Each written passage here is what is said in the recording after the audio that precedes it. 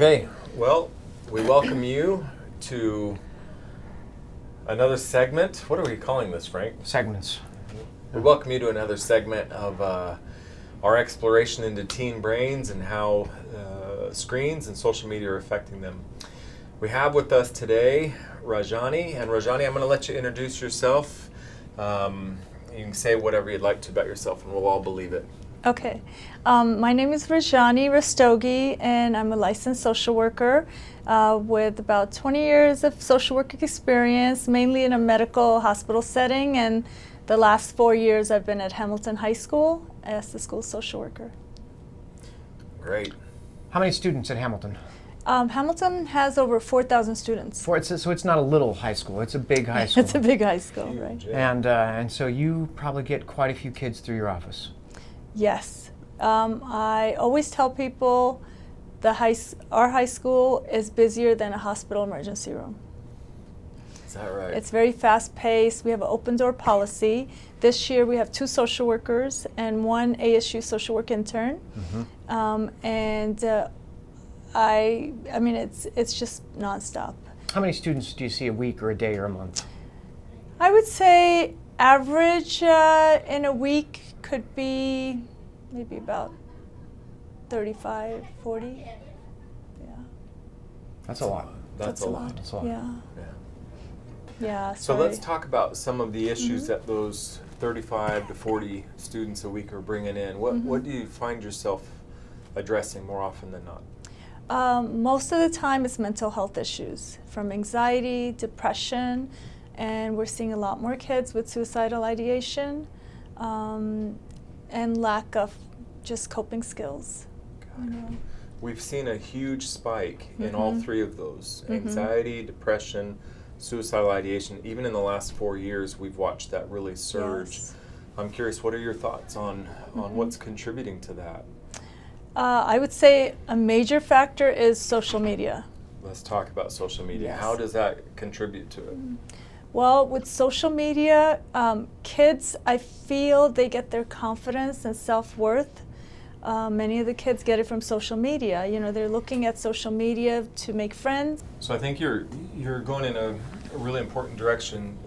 They kind of find their connection, they find their spot through social media, and as they're searching for that spot, what's happening to them? Are they finding it? Or are they?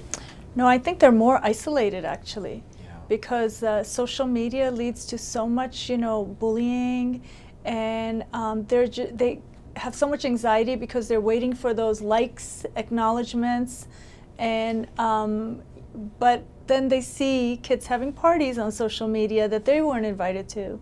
You know, they see how they're being judged, as how they dress, and they're portraying this, different world where they want to be accepted and they want to fit in, but it's really, like a fake.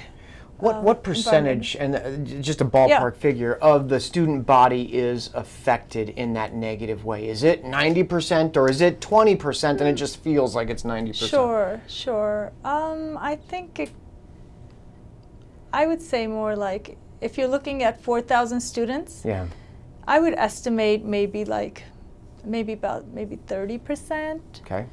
are deal with some type of bullying or aggression on social media.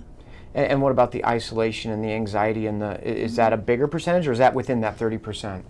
That's a bigger percentage, because some kids could be having issues, of course, with the home environment, with friends, dating, relationships, and other types of struggles that may not be specific to on social media. Sure.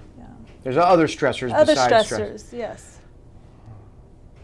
So there's a significant percentage of the student body population that's more resilient. They're navigating social media and their screen time successfully. What are they doing differently that the ones that are struggling? I think they have more parental involvement. Okay.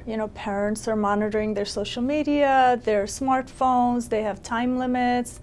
And I feel that's the biggest strength is when kids have that support at home. You know, when parents are involved and they're communicating face to face and they're teaching kids etiquette and responsibility of having a smartphone. Kids are making better choices when they're on top of them, even though kids may feel they're strict and, you know, micromanaging sometimes, but the more parental involvement, the better those kids do.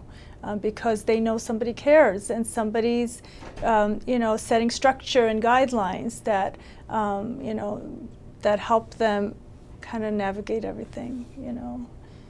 It's a great point. I'm just thinking about some of the words you're using, the structure, the presence. You know, having somebody that's there. Interestingly, that's kind of that reach for connection is kind of what they're doing with social media, but it's just not being reciprocated. It's not being received. Exactly. I see what I'm not. I see what I'm missing out on. Right. And so that has the potential to drive that anxiety or that depression to pull back if I withdraw, to pull it back.